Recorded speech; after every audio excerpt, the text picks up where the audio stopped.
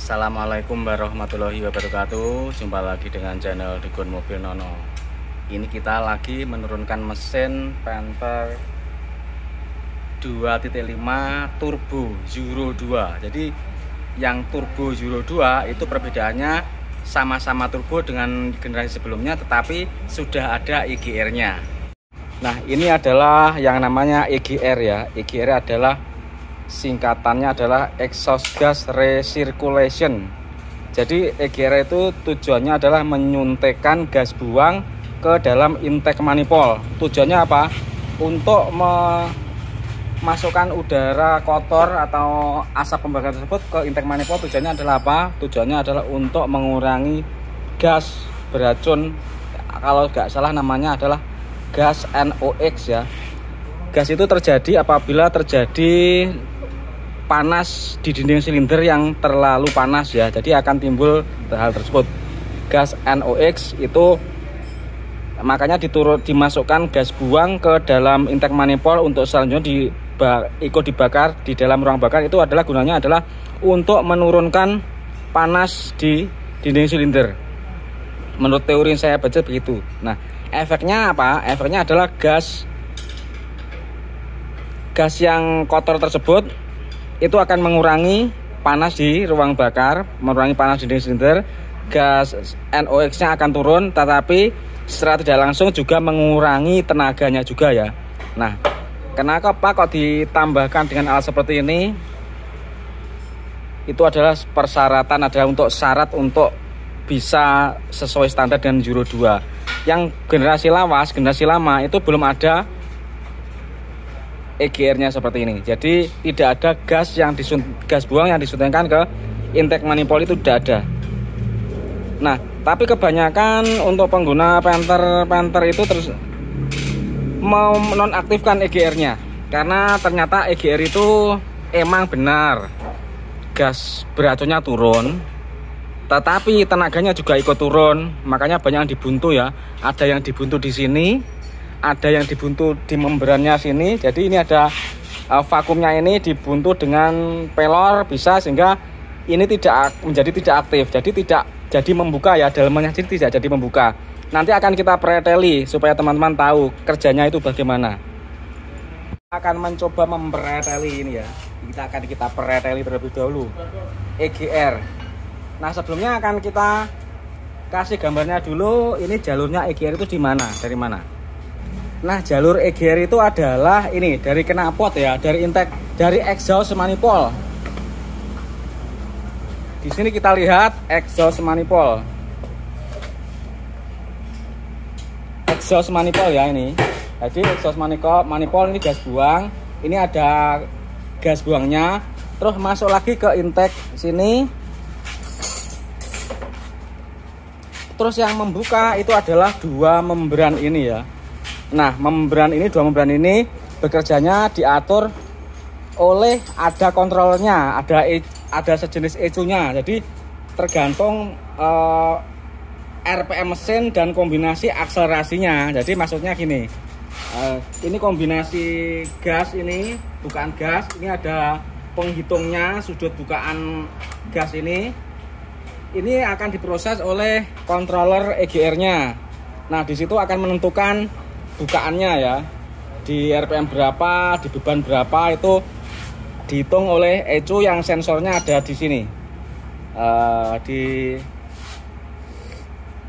di throttle gas, di pedal gas ya, di sensor di boss pump ini ya, TPS namanya, throttle position sensor. Nah, tentu saja itu juga dikombinasikan dengan pemrosesannya, itu juga dikombinasikan dengan RPM mesin melalui tachometer dan panas mesin melalui sensor suhu. Jadi tidak semata-mata hanya lewat ini saja ya, tapi itu ada pengkombinasiannya, kapan EGR terbuka, itu kapan, itu ada algoritmanya atau ada perhitungannya sendiri. Hanya perancangnya yang tahu, kalau kayak saya tidak begitu paham ya. Yang jelas secara gambarannya saja di awal, tujuan EGR adalah menyuntikkan gas buang ke intake manifold yang tujuannya sebenarnya adalah untuk mendinginkan dinding silinder supaya tidak terbentuk gas NOx yang berlebihan. Nah, untuk gas NOx itu apa? Silahkan di googling sendiri di Google, nanti teman-teman akan paham ya. Kalau saya menjelaskan panjang lebar di sini, selain waktunya tidak cukup, penguasaan saya juga kurang ya. Mungkin di Google akan lebih detail lagi, karena saya juga bukan guru SMK, jadi keahlian saya sebatas praktek saja. Nah, perbedaannya yang Euro 2 itu selain ada EGR-nya ini, di sini juga ada katalis converter ini. Jadi di knalpot ini ada ini katalis, ini dalamnya seperti sarangan ya, seperti kasa-kasa di sini. Ini tujuannya adalah untuk meminimalisir gas buang supaya lebih bersih, lebih ramah lingkungan. Nah, yang belum Euro 2 itu perbedaannya tidak ada katalis, tidak ada EGR. Jadi seperti ini kita contohkan. Ini contoh yang generasi lama ya, belum Euro 2. Jadi hanya ada turbo saja, terus manifolnya juga nggak ada EGR-nya, polos ya. Terus tidak ada pipa EGR-nya di sini, tidak ada. Terus knalpotnya, manifolnya tidak ada katalisnya, jadi polos, tidak ada bendolannya. Jadi di knalpotnya ini polos ya, sampai atas nggak ada bendolannya, tidak ada katalisnya, tidak ada. Makanya untuk perbedaan emisinya itu emang sangat jauh antara yang Euro 2 itu yang sama yang belum Euro, walaupun sama-sama turbo, asapnya sangat jauh berbeda. Lebih sedikit yang punyanya Euro 2 ya. Kalau yang belum Euro 2 ada asapnya tipis-tipis, start pagi itu sudah kelihatan. Tapi kalau yang Euro 2 kebanyakan start pagi sudah langsung tipis. Jadi itu bedanya. Bos pumpnya pun juga beda, nozzle-nya juga beda, bentuknya juga beda. Jadi seperti itu. Yuk sekarang kita bongkar saja. Nanti akan kita tunjukkan ya kelemahannya atau kekurangannya yang pakai EGR itu apa. Karena kebanyakan teman-teman itu banyak yang menutupnya, jadi tidak diaktifkan ininya. Tidak diaktifkan EGR-nya. Supaya apa? Manifolnya tidak cepat kotor. Nah, kalau ada EGR-nya seperti ini, kelemahannya kalau di perampasan mesinnya sudah keluar banyak uap uli. Jadi di sini ya, di sini itu sudah banyak uap ulinya. Istilahnya sudah agak ngobos ya. Terus masuk ke nanti akan masuk ke turbo lagi ya. Itu nanti akhirnya di dalam manifold sini akan bercampur antara asap pembakaran dan uap uli sehingga akan mengendal, berkerak. Dan itu bisa membuntu intake manifold biasanya. Intake manifoldnya menjadi kotor, bisa sampai belubangnya itu menjadi kecil, makanya banyak dibuntu sekalian. Nah, kita akan membuka ini ya. Membuka ini. Nah, di sini membrannya itu ada di dalam sini ya. Karena ini kita akan, kalau sudah waktunya bekerja, ini akan vakumnya akan menghisap dan ini akan tarik ke atas. Nanti gas buang dari sini akan masuk ke sini. Jadi ini akan kita bongkar supaya teman-teman tahu fungsinya itu apa.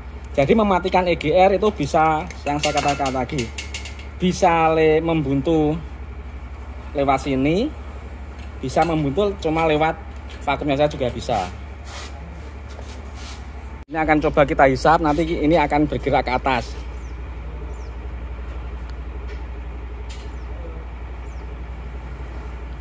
Nah, seperti ini.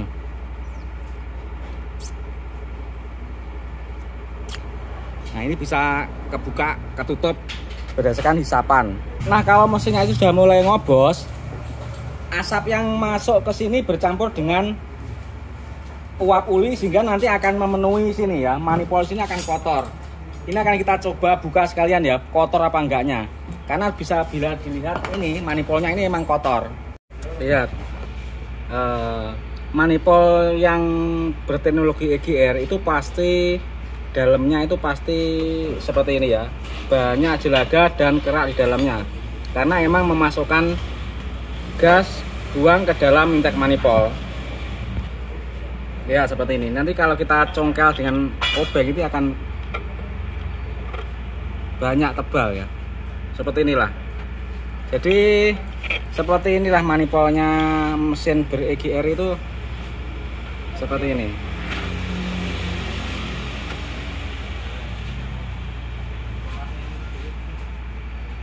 Jadi emang banyak kotoran, yaitu karena gas buang bercampur dengan uap oli, jadinya seperti itu. Nah, mari kita buka intake manifold ini untuk melihat dalemannya ya.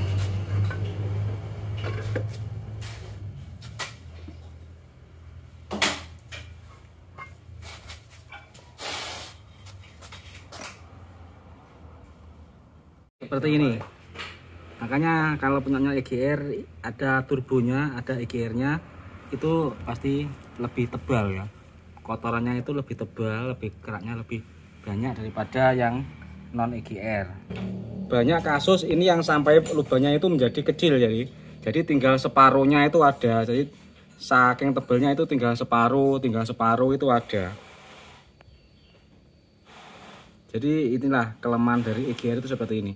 Ini tidak seberapa ya, tapi pernah menemui kasus itu yang sampai lubangnya itu tinggal kecil. Makanya kalau menurut saya lebih baik ditutup saja biar performa naik, terus lebih minim perawatan ya. Dan bisa jadi juga lebih irit karena kalau ditutup EGR-nya otomatis yang masuk kan udara bersih saja, sehingga tenaganya juga lebih baik. Menurut pengalaman begitu ya.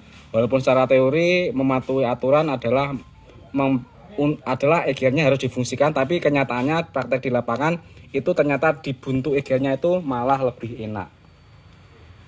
Jadi kalau menurut saya cara yang simple itu adalah ditutup saja di bagian vakumnya saja.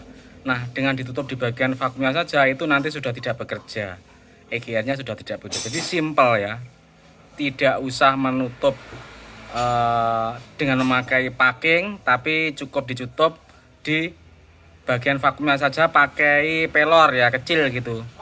Nah itu nanti kalau ada misalnya ada uji emisi dilepas lagi, difungsikan lagi, jadi mudah ya. Dengan cara itu simple, tidak usah tutup menggunakan plat, cukup ditutup dengan pelor saja, itu sudah tidak berfungsi EGR-nya.